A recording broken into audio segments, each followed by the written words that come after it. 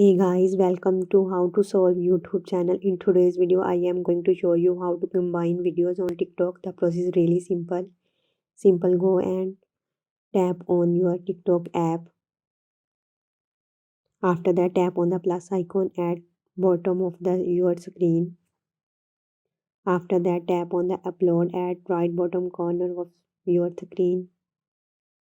After that, select the videos which you want to combine. After that, tap on next at right bottom corner of screen. Then tap on adjust clip, and here you can adjust your videos. After that, tap on auto sign.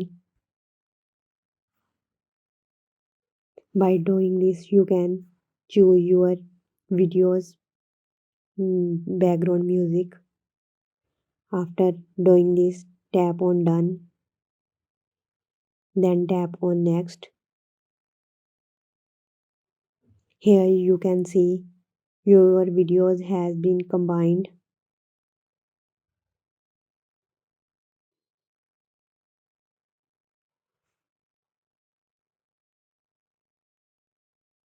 Then tap on next.